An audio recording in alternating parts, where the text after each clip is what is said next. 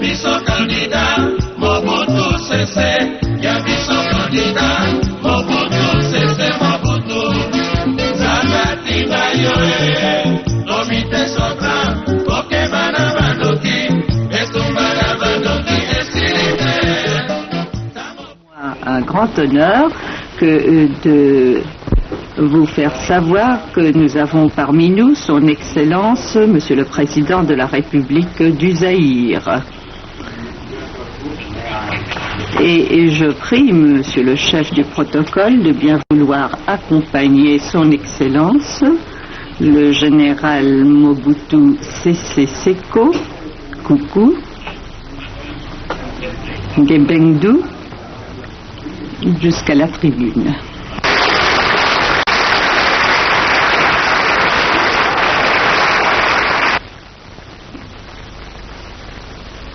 Monsieur le Président, je tiens tout d'abord à vous remercier de m'avoir donné l'occasion de prendre la parole à cette tribune. Je ne peux m'empêcher en outre de vous féliciter au nom des ressortissants des pays appelés communément du tiers-monde de votre brillante élection en qualité de président de l'Assemblée générale des Nations unies. Je ne doute pas que grâce à vos qualités d'homme d'État confirmé, vous assumerez ces lourdes fonctions avec compétence, à la grande satisfaction de cette Assemblée et à la fierté des pays dits du tiers-monde. En lisant votre biographie, j'éprouve aussi un grand plaisir et une grande fierté de savoir que vous êtes un ancien journaliste comme moi-même.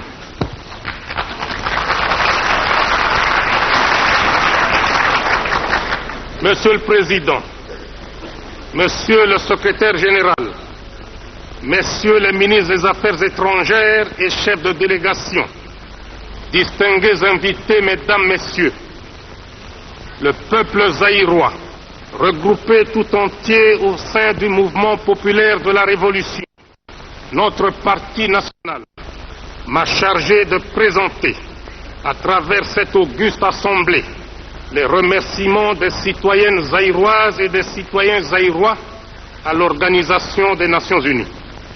Si une infime minorité des pays membres de cette organisation avait refusé de participer à l'opération Congo à l'époque, la grande majorité a cependant mis spontanément des troupes à sa disposition ou est intervenue financièrement pour cette opération, ce qui a permis de maintenir la paix, l'unité et l'intégrité du territoire national.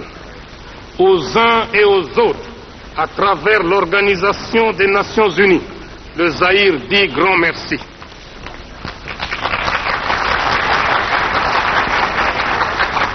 Je saisis également cette occasion pour rendre hommage aux secrétaires généraux de l'Organisation mondiale qui en sont véritablement la cheville ouvrière et qui en assurent la gestion journalière.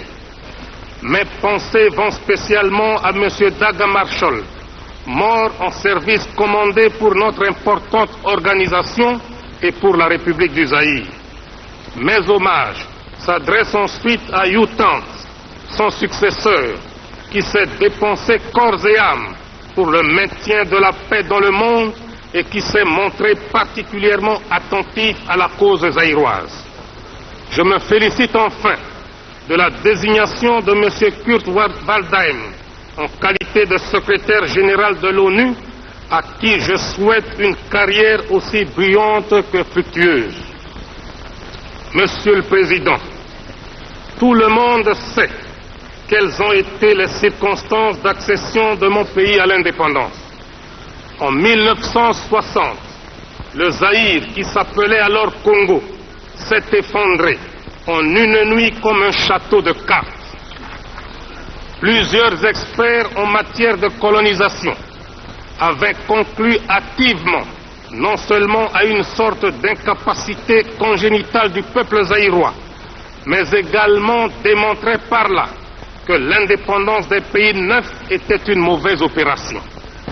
nous étions présumés et jugés incapables de nous gouverner sans l'aide des colonisateurs. Mais, à notre avis, cet accident du Zaïre était prévisible. Malgré que, dans l'acte de Berlin de 1885, le bassin du fleuve Zaïre était ouvert au monde entier. De plus, à l'accession du Zaïre à l'indépendance, mon pays, 80 fois plus grand que son ancienne métropole, comptait moins de 10 cadres nationaux ayant terminé leurs études universitaires, et dont l'administration, l'armée, le secteur privé, il n'y avait pas un seul cadre zaïrois. C'est pourquoi nous avons vécu de 1960 à 1965 une époque néfaste pour notre peuple, et nous sommes obligés de reconnaître que l'anarchie, le chaos, le désordre, l'inconscience et l'incapacité régnaient en maître au Zaïre. Certains d'entre vous consultent peut-être le dictionnaire pour connaître la définition du mot anarchie, alors qu'au Zaïre, nous l'avons tellement vécu que nombre de personnes croyaient que le mot anarchie était une invention zaïroise. C'est pourquoi tout désordre dans n'importe quelle partie du monde était baptisé du nom de congolisation. Notre pays n'a pas seulement souffert à cause de l'impréparation politique, mais également et surtout suite à la convoitise de l'Ouest et de l'Est, les uns et les autres voulant avoir une influence déterminante sur nous afin d'être maîtres de nos importantes ressources naturelles. Les uns voulaient nous recoloniser économiquement, tandis que les autres voulaient nous dominer idéologiquement. Le Zaïre, qui est passé d'un chaos indescriptible à un pays organisé et gouverné, a fini par reconnaître, à partir de sa malheureuse expérience, ses véritables amis. Interprétation des problèmes qui se posent à nous tous. Nous commencerons d'abord par notre propre continent, l'Afrique. Car l'Afrique reste aujourd'hui le seul continent où se pratique encore la colonisation, la ségrégation raciale, l'apartheid et le mépris de l'homme à cause de la pigmentation de la peau. L'Afrique est un continent qui a subi les plus grandes humiliations de l'histoire. Depuis plusieurs siècles, la situation de l'homme noir en Afrique n'a fait que s'empirer. Sous prétexte qu'ils étaient venus en Afrique pour nous civiliser, les premiers blancs, pionniers de cette civilisation, commencèrent par vider nos pays respectifs de leurs substances fondamentales, notamment dans la pratique honteuse du commerce des esclaves.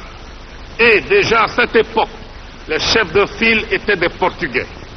Nos ancêtres n'étaient pas considérés comme des hommes, ni même comme des êtres qui ont l'intelligence et les sentiments, mais comme des amas de muscles à qui on demandait des efforts mécaniques, comme on en demande au cheval, au buffle, à l'âne ou au bœuf.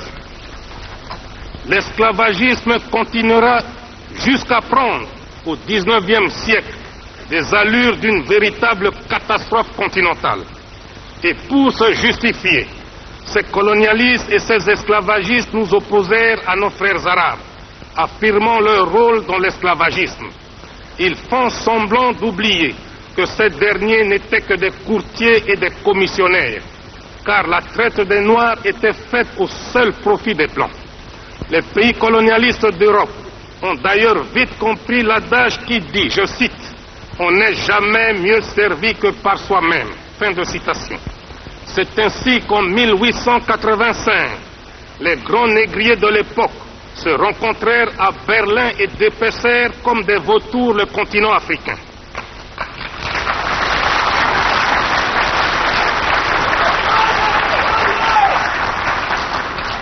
Il n'y aura plus de razzia esclavagiste qui leur coûtait cher. Il n'y aura plus d'occupation désordonnée, mais une occupation préméditée et organisée. L'exploitation des Noirs n'est plus sporadique, mais elle devient systématique, permanente et définitive par l'appropriation pure et simple des territoires d'Afrique par ses négriers. Le noir n'a plus à échapper au razzia, car il perd tout simplement ses droits, sa patrie et sa liberté. Le processus de déshumanisation commence. Le noir doit abandonner sa personnalité, ses structures mentales et sociales, en un mot, son authenticité. Des arguments pseudo-scientifiques ne manquèrent pas pour justifier cette entreprise de déshumanisation tout en traitant le noir d'être inférieur. Car, disait-il, le colonisateur blanc était différent du colonisé noir, donc le blanc était supérieur au noir. Et pour perpétuer l'exploitation de l'homme noir par l'homme blanc, les colonisateurs se mirent à liquider systématiquement les traditions africaines, les langues africaines, la culture africaine. Bref, à abrutir complètement le noir, de façon à ce qu'il ne parle, ne pense, ne mange, ne s'habille, ne rit et ne respire que suivant le mode du blanc. Malgré les gigantesques moyens mis en œuvre pour asservir perpétuellement l'homme noir, les peuples blancs d'Europe n'ont pas pu éteindre la flamme de la liberté et de la dignité du noir d'Afrique. C'est ainsi qu'autour des années 1960, un sentiment irrésistible et irréversible de liberté s'empara de tous les peuples d'Afrique et provoqua la débandade dans les rangs des colonialistes qui n'y étaient pas préparés. L'homme noir brisa ses chaînes et dit non à son exploitation et à son aliénation par l'Occident. Un fruit ne tombe que quand il est mûr, mais devant l'ouragan et la tempête de l'histoire, mûr ou pas mûr, il tombe quand même. À partir de cette période,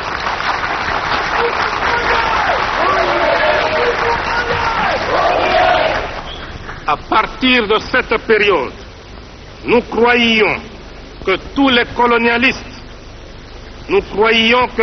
colonialistes avaient fini par comprendre l'irréversibilité de l'histoire. Mais l'expérience actuelle montre que l'Afrique n'est pas encore au bout de ses peines, car les colonialistes livrent encore le combat d'arrière-garde. En effet, des mercenaires blancs, payés par certains pays, avaient cherché à reconquérir même certains pays déjà indépendants. C'est le cas de la République démocratique du Soudan, de la République fédérale du Nigeria et de celui de mon pays, le Zaïre. Dans la ville de Bukavu, à l'est du Zaïre, un mercenaire blanc venu d'Europe s'était proclamé sans rire président de la République du Zaïre. Si un noir l'avait fait en Europe, on l'aurait pris pour un humoriste de mauvais goût, un détraqué mental. Mais, puisque c'était un blanc qui le faisait en Afrique, les colonialistes avaient mobilisé la presse, la radio et la télévision pour les mettre à son entière disposition, non seulement pour lui faire la publicité, mais aussi pour ridiculiser le chef de l'État du Zaïre que je suis, pourtant incontesté aussi bien dans les limites du territoire national que dans tous les pays représentés ici. Une telle provocation est pour moi une insulte intolérable que je ne peux pardonner. Au moment où je vous parle, la situation anachronique qui prévaut actuellement en Angola, en Rhodésie, au Mozambique, en Namibie, en Afrique du Sud, est impensable sans un soutien réel de certaines puissances occultes. Comment peut-on expliquer qu'un pays comme le Portugal puisse avoir la force de contrôler des grands territoires comme l'Angola, le Mozambique, s'il n'était pas soutenu par des puissances plus puissantes que lui? En effet, le Portugal est un pays économiquement, socialement et culturellement sous-développé, sans démocratie.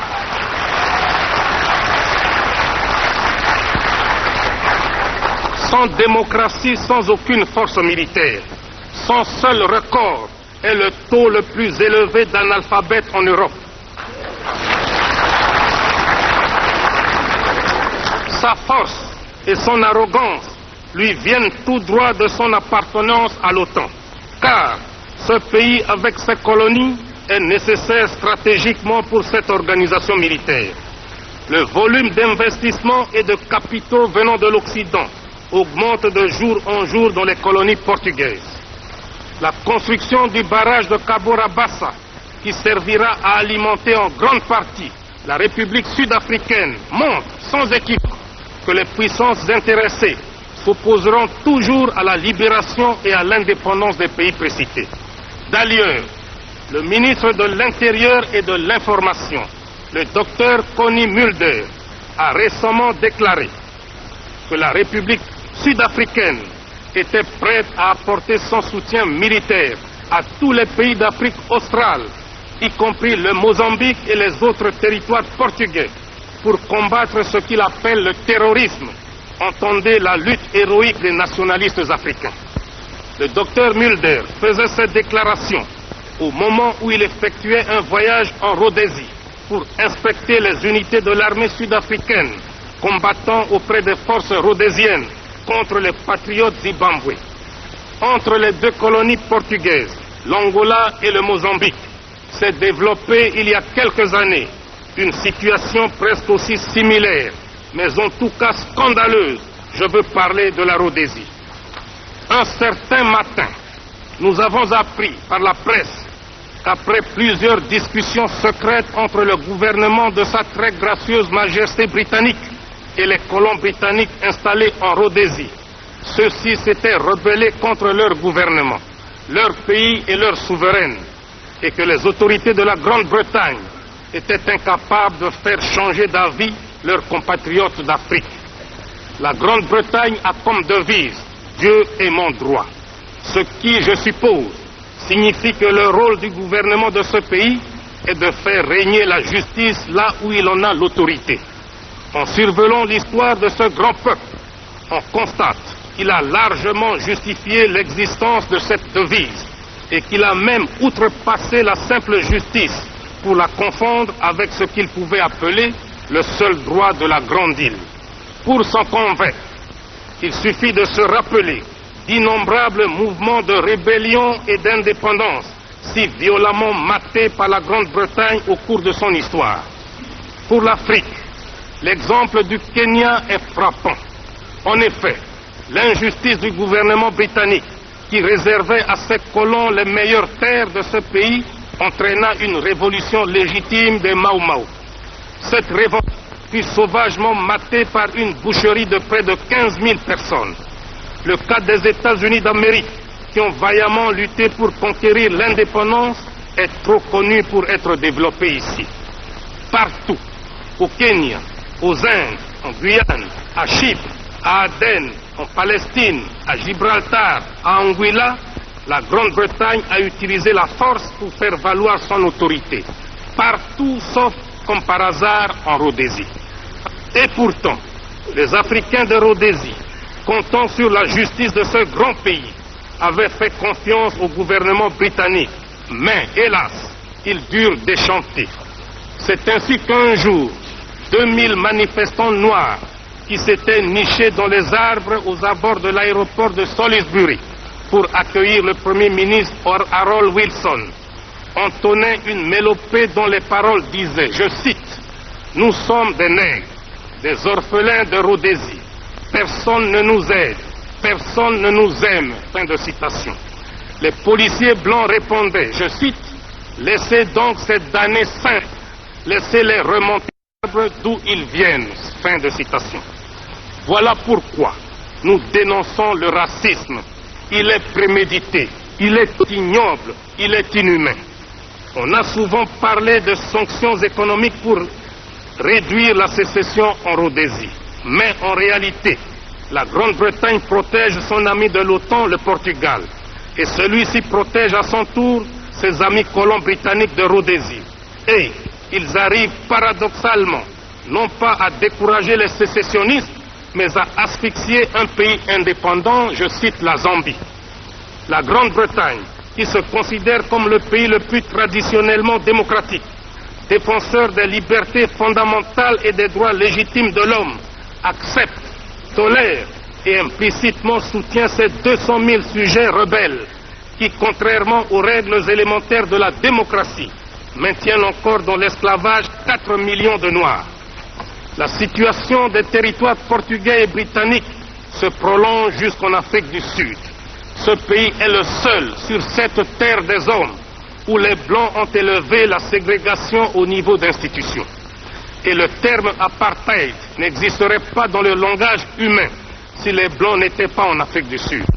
Au lieu d'être logiques avec eux-mêmes, en laissant les Blancs et les Noirs séparés, chaque groupe se développant de sa manière, les Blancs poussent leur barbarie en exploitant l'homme noir comme du temps de l'esclavagisme suranné. C'est ainsi que grâce à une main-d'œuvre quasi gratuite, 420 000 Noirs extraient à la main les 2/3 de la production mondiale de l'or au profit des Blancs. Et ces Noirs d'Afrique du Sud, n'ayant ni droit de grève, ni droit syndical, ni droit tout court, qui avaient demandé une augmentation dérisoire de leur salaire, tenant compte du cours mondial actuel de l'or, ont été purement, simplement et sauvagement abattus par les autorités sud-africaines. La République sud-africaine nargue l'Organisation des Nations Unies depuis plus de 20 ans sur le problème de la Namibie. Et la chose la plus grave que les racistes sud-africains font actuellement, c'est la balkanisation de ce grand territoire africain. Face à ce complot contre l'Afrique indépendante, 3 pays les plus directement visés essayent de coordonner leurs efforts afin d'assurer d'une part leur propre sécurité et d'autre part afin que les pays actuellement occupés soient libérés. J'en profite d'ailleurs pour rendre un vibrant hommage à mes frères Julius Nyerere et Kenneth Kaunda pour leur sagesse et leur détermination à la cause de la libération africaine. La mise en commun de nos moyens dans le cadre d'une conférence tripartite permanente permettra, j'en suis convaincu, la création d'un axe de dissuasion Kinshasa-Lusaka-Dar es Salaam.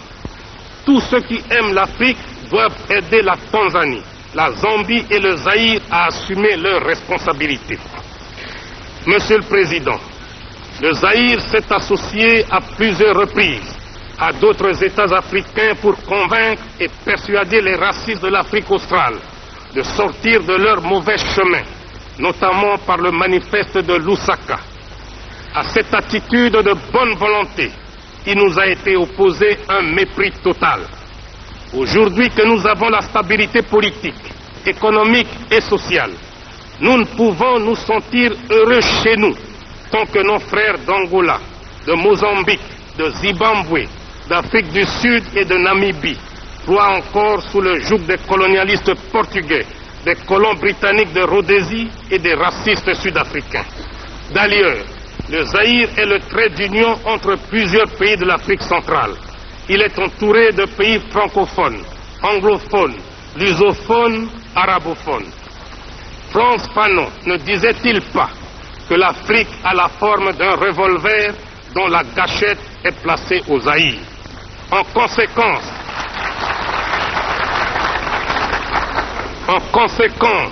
c'est un devoir politique impérieux pour le Zaïre que de donner sa contribution matérielle et militaire à tous ces pays voisins qui sont encore assujettis par les colonialistes de tous bords.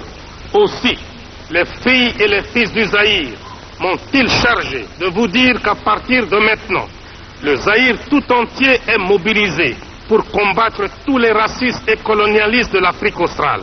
S'il faut mettre le doigt sur la gâchette du revolver Afrique de Frantz Fanon, le Zaïre est prêt à prendre toutes ses responsabilités. Tous les pays.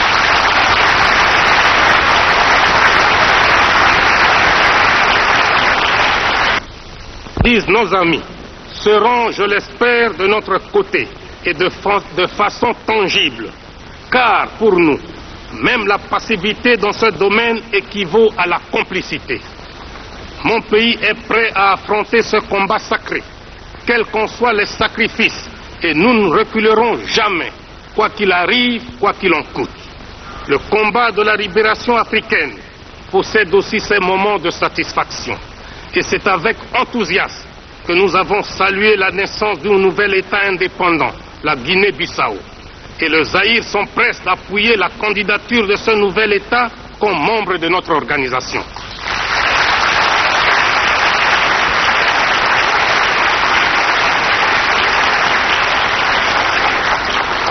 Il est évident que le Portugal se sent diminué par cette nouvelle victoire de l'Afrique, car malgré son appartenance à l'OTAN, malgré la quantité d'armes et de troupes pour maintenir la Guinée-Bissau sous sa coupe, les filles et les fils de ce pays viennent de bouter hors de leur territoire national le colonialiste portugais. Et toute nouvelle intervention du Portugal en Guinée-Bissau doit être considérée comme une pure agression envers un État indépendant. Monsieur le Président, chaque continent a ses problèmes. L'Afrique a les siens. C'est la situation que je viens de vous décrire. Mais il y a un autre problème qui intéresse aussi au plus haut chef notre continent. C'est la situation au Moyen-Orient. Il s'agit sans détour de la question israélo-arabe. La situation qui prévaut dans cette partie du monde est sans doute la plus complexe et la plus délicate qui se soit posée à l'humanité. À écouter les protagonistes, on est tenté de conclure que la base de départ admise par tous est la résolution 242 du 22 novembre 1967. Mais chacun en a son interprétation et en tout cas personne ne l'applique. Vous vous demandez certes quelle est la position du Zaïre. Chez nous, avant de prendre une décision, nous essayons d'analyser objectivement les faits. Il nous semble enfantin et irréaliste de croire au mythe de jeter à la mer le peuple israélien. Ce peuple existe et il a droit à la vie. Mais il est aussi vrai que le peuple palestinien a le même droit que le peuple israélien, c'est-à-dire d'avoir une patrie et de vivre en paix. Il est donc inadmissible que les réfugiés de 47 soient délogés pour devenir les doubles réfugiés de 56 et qu'en 67 ils deviennent les triples réfugiés. Le peuple juif, qui a souffert du nazisme et de toutes sortes de racisme, devrait comprendre mieux que quiconque la souffrance des réfugiés palestiniens qui n'ont plus de patrie depuis un quart de siècle. Plus d'une fois, Israël a exigé des frontières sûres et reconnues, mais aucune fois Israël ne les a mentionnées. Car 1956 a remplacé 1947 et 1967 a remplacé 1956. Peut-être que demain, d'autres frontières seront exigées. C'est ainsi que le peuple arabe pense à son tour qu'il risque d'être rejeté à la mer, mais cette fois-ci à l'océan Indien. Au Moyen-Orient,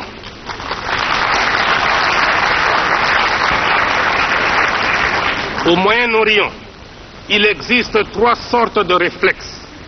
Le réflexe de la peur pour le peuple israélien, le réflexe du désespoir pour le peuple palestinien, le réflexe d'humiliation pour le peuple arabe. Voilà, à notre avis, comment le problème est posé.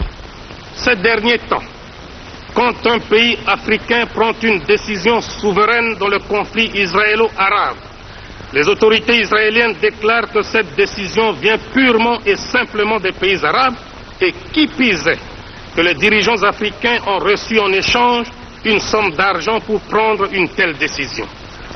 De telles déclarations sont graves et injurieuses. Par ailleurs, on ne peut manquer de s'étonner de la visite que le ministre de l'Intérieur et de l'Information de l'Afrique du Sud raciste, le docteur Connie Mulder, vient d'effectuer en Israël. Ce fait nous donne beaucoup à réfléchir quant à l'orientation de la politique africaine d'Israël et partant de l'avenir de ses relations avec l'Afrique indépendante. Le Zaïre, qui se trouve à l'heure du choix, doit dissiper l'équivoque et lever une sorte d'ambiguïté à cause de sa vocation africaine. Par conséquent, le Zaïre doit choisir entre un pays ami, Israël, et un pays frère, l'Égypte.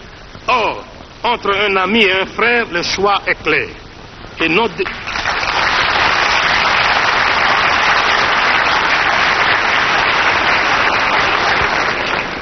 nos décisions sont prises en toute indépendance et en dehors de toute pression.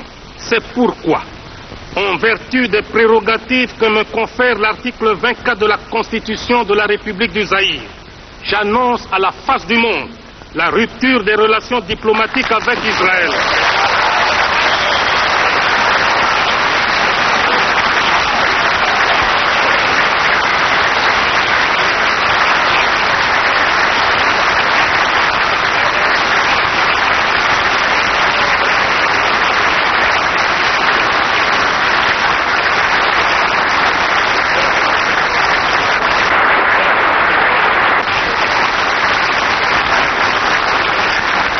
Et ce jusqu'à la récupération par l'Égypte et d'autres pays arabes concernés de leurs territoires actuellement occupés. Monsieur le Président, tout comme le Moyen-Orient dont nous venons de parler, l'Asie est depuis plusieurs dizaines d'années déchirée par des guerres atroces. Cependant, nous nous félicitons de l'évolution de la situation au Vietnam et au Laos. Et à ce sujet, il faut reconnaître honnêtement le courage politique du président des États-Unis d'Amérique et de son gouvernement pour avoir compris qu'une victoire militaire était impossible malgré les moyens mis en œuvre. En ce qui concerne le Cambodge, nous croyons que ce qui est valable pour le Vietnam et le Laos doit aussi l'être pour ce pays. Je souhaite ardemment au peuple cambodgien de retrouver rapidement la paix intérieure. Quant au problème coréen, la République du Zaïre entretient d'excellents rapports avec les deux entités, celle du Nord et celle du Sud, qui se partagent les suffrages du peuple coréen. C'est pourquoi nous suggérons à tous les membres de notre organisation de s'abstenir de toute action tendant à élargir le fossé entre les deux, mais plutôt de les aider à suivre la voie qu'elles se sont librement choisies, c'est-à-dire celle de la réunification. En attendant, on peut les admettre comme observatrices, et si la voie de l'unité que nous souhaitons vivement réussit, il va de soi qu'on se trouverait devant une seule nation coréenne représentée par une seule délégation. Et si, hélas, la voie actuellement recherchée n'aboutissait pas, il faudrait se rendre également à l'évidence et admettre deux délégations comme nous venons de le faire pour les deux Allemagnes. Le Zaïre estime que l'entrée des deux Allemagnes aux Nations Unies est une contribution au maintien de la paix dans le monde. C'est pourquoi il salue par ma voix la présence dans cette salle des délégués de ces deux pays. En ce qui concerne la conférence sur la paix et la sécurité en Europe, suivons les informations en notre possession. Cette sécurité concerne aussi le bassin méditerranéen. Mais qui dit bassin méditerranéen dit aussi pays riverains, ce qui entraîne fatalement l'association à ces travaux de pays frères d'Afrique, à savoir l'Égypte, la Libye, la Tunisie, l'Algérie et le Maroc. Monsieur le Président, permettez-moi de vous entretenir maintenant des problèmes qui nous tiennent à cœur au sujet des relations économiques internationales entre les pays riches, appelés communément pays développés, et nos pays appelés arbitrairement pays du tiers-monde. Je vous parle ici, bien sûr, en tant que représentant de mon pays, mais aussi en tant que dirigeant africain et ressortissant de ce qu'on appelle le tiers-monde. Au Zaïre, nous contestons cette appellation de tiers-monde qui, pour nous, n'a pas de sens logique. Car, si on veut lui trouver une définition économique, c'est-à-dire parler de pays à système capitaliste qui constitue une catégorie et de pays à système collectiviste qui en constitue une autre, cela voudrait dire que tous les autres ne sont ni capitalistes ni collectivistes, ce qui n'est pas tout à fait exact sous l'angle économique, car certains pays dits du tiers-monde suivent soit le système capitaliste, soit le système collectiviste. On ne peut non plus justifier l'appellation de tiers-monde sous l'angle géographique ni sous l'angle des populations. Car le tiers-monde ne constitue pas le tiers de l'humanité, mais plutôt les deux tiers. C'est pourquoi nous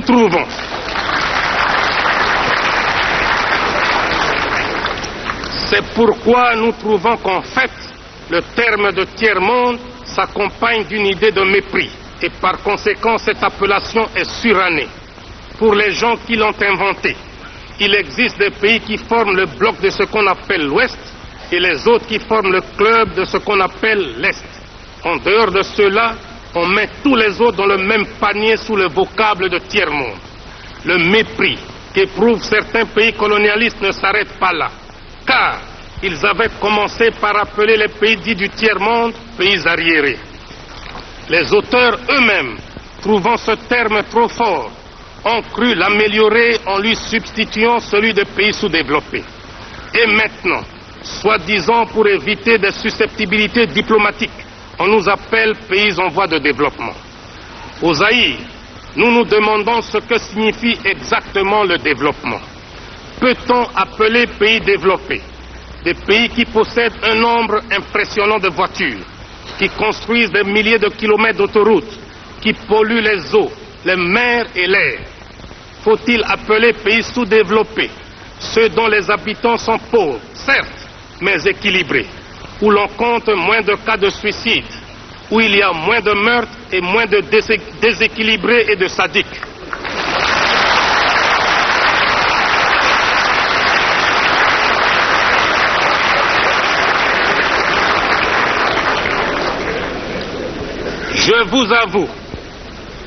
Je vous avoue que je n'ai jamais considéré le Zaïre, mon pays, comme sous-développé, car mon peuple est discipliné, travailleur, digne et fier, alors que les pays qui se disent développés sont le théâtre de désordres sociaux, de grèves sauvages.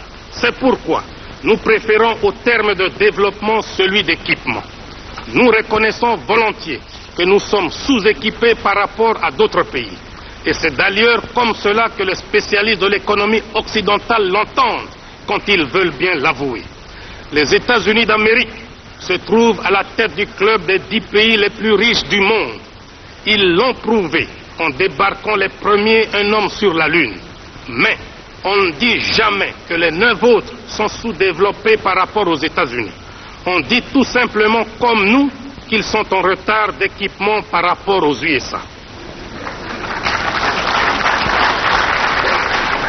Ce qui précède prouve que le concept pays en voie de développement est impropre et un faux prétexte, car chacun de nous a toujours un plus équipé et un moins équipé que lui, et que nous sommes tous en perpétuel développement, c'est-à-dire en fait en voie de développement. D'autre part, ceux qui se disent développés devraient se rendre compte de la prise de conscience par les pays sous-équipés de leurs conditions. En effet, ces derniers ont fini par comprendre que la division du monde n'est pas fonction de l'idéologie ou du degré d'industrialisation des différents pays. Le monde se divise en 2 camps, les dominés et les dominateurs, les exploités et les exploiteurs. Les pays pauvres ne le sont pas par incapacité congénitale, ils le sont par suite de l'histoire qui a fait que certains pays ont dominé, exploité et pillé d'autres pour s'enrichir. Et c'est de la logique mathématique. Quand le riche exploite le pauvre, le riche devient de plus en plus riche et le pauvre de plus en plus pauvre. De nos jours, il est de bonne presse de parler de l'assistance des pays riches envers les pays pauvres. Quand un pays riche donne ne fût-ce qu'1 kilo de médicaments à un pays pauvre, on mobilise la presse, la radio et la télévision. On échange des discours diplomatiques, les uns pour vanter l'aide, les autres pour remercier. Cette propagande a même suscité chez certains théoriciens des pays riches une opposition à l'assistance aux pays pauvres. Car, disent-ils, ce sont les pauvres des pays riches qui enrichissent les riches des pays pauvres. Il n'y a rien de plus faux. Car, si on examine bien, on constate que paradoxalement, l'assistance profite avant tout aux pays donateurs. En effet, quelles sont les formes d'assistance? On peut en distinguer notamment 3. Les bourses d'études pour les étudiants, l'assistance en personnel, l'assistance financière.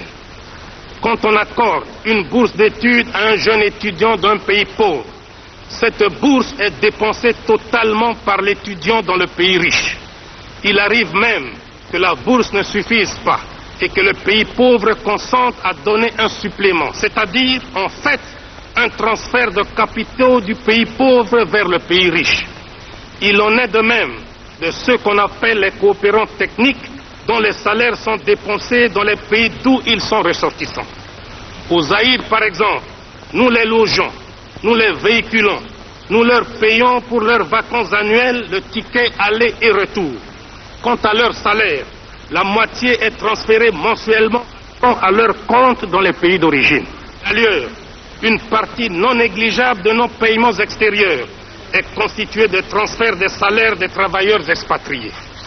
Toujours dans le cas du Zaïre, chaque année, nous devons consentir une somme de 40 millions de dollars pour transfert salarial des coopérants techniques.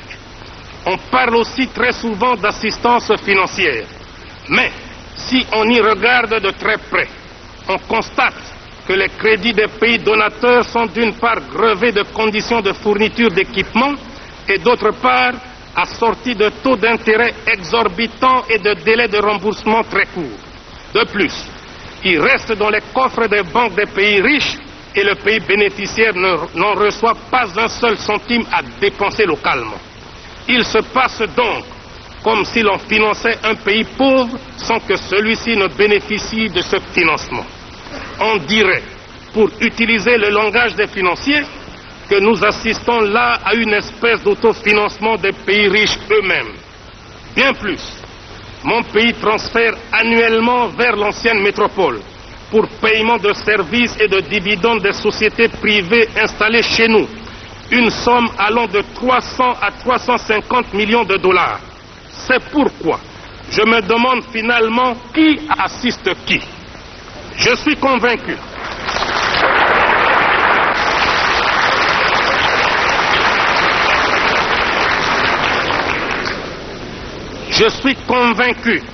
que dans ce domaine précis, nous ne parlons pas le même langage. C'est pourquoi, si réellement les pays riches veulent aider les pays pauvres, ils doivent les mettre à l'abri de crédits fournisseurs, de bureaux d'études et d'experts internationaux. Je m'explique. Pour un oui, pour un non, des commerçants sans scrupules de l'Occident nous proposent des crédits fournisseurs tous azimuts. Ils peuvent vous vendre du papier, des cigarettes, de l'eau et même du vent avec soi-disant des facilités de paiement sans tenir compte de l'aggravation de votre endettement extérieur. Les pays riches ne devraient pas seulement se préoccuper d'aider leurs industries à exporter à n'importe quelles conditions, mais ils doivent également tenir compte de la situation financière des pays importateurs. Je vous ai dit tout à l'heure que nous, Zaïrois, nous préférons le terme d'équipement à celui de développement. Il n'y a pas de honte à reconnaître que nous sommes en retard d'équipement par rapport à beaucoup de pays du monde. Cela est dû surtout à un manque de cadres suffisant. Ce déficit en cerveau a créé une catégorie d'individus qu'on appelle les experts. Les 10 experts devraient être appelés pour un travail précis et pour un temps limité, en attendant la formation de leurs homologues. Mais, au lieu de se considérer comme des éléments de conjoncture, ils tiennent à s'attacher à leurs fonctions, notamment en travaillant en vase clos, cachant les dossiers pour qu'on ait éternellement besoin d'eux. Quant au bureau d'études, ils sont comme la langue des hommes, la meilleure et la pire des choses. S'il est vrai qu'un bon bureau d'études pour faire une étude utile au pays, il est aussi vrai, hélas, que chaque bureau d'études ne fait pas souvent son travail pour aboutir à une solution, mais pour identifier de multiples problèmes qui suscitent de nouvelles études. Beaucoup de bureaux d'études ne font donc pas leur travail pour solutionner un problème, mais pour se ménager de nouveaux marchés. Si j'émets des critiques sur l'organisation d'assistance technique, ce n'est ni pour le plaisir de le faire, ni que je ne remercie pas sincèrement tous ceux qui ont aidé mon pays à sortir de cette difficulté, mais parce que j'estime qu'il y a d'autres voies plus désintéressées et plus efficaces. Je n'en veux pour preuve que la coopération sino-zaïroise. En effet, depuis le mois de janvier de cette année, le Zaïre vit une expérience unique dans le domaine de la coopération. Il s'agit de l'aide que la Chine consent à mon pays. Aux assistants techniques chinois, nous ne payons pas de billets d'avion et nous n'effectuons aucun transfert salarial dans leur pays d'origine. Les experts chinois adoptent le mode de vie de leurs homologues zaïrois. Le chinois se déplace, loge et se nourrit exactement comme son homologue zaïrois. Dans le domaine de l'assistance financière, la Chine nous a accordé un crédit important à très long terme et sans intérêt. Voilà, à mon avis, un bel exemple à suivre quand on veut aider un pays sous-équipé.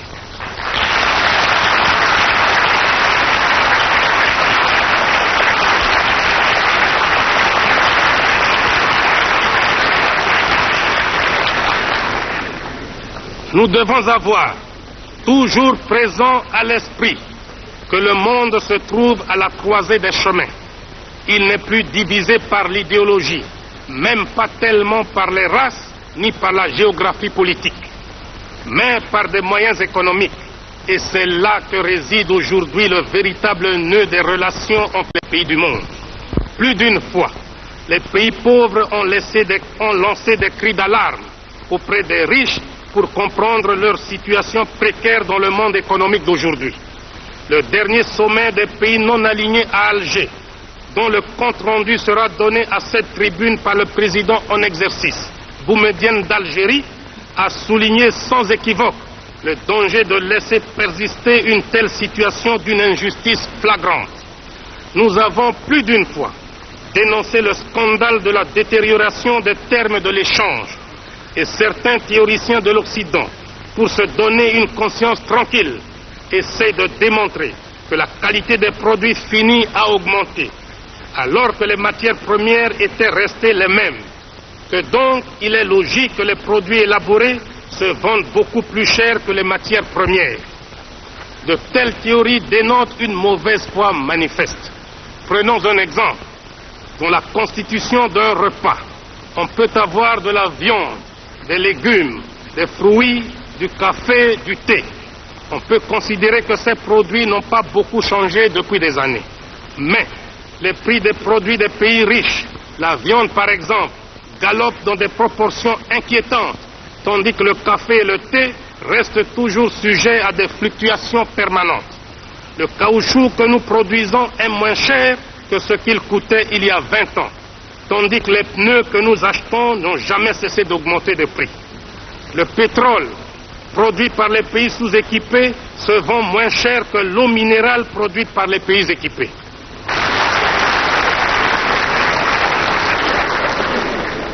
Tout cela a comme conséquence l'amélioration sensible du niveau de vie des pays équipés au détriment des pays sous-équipés.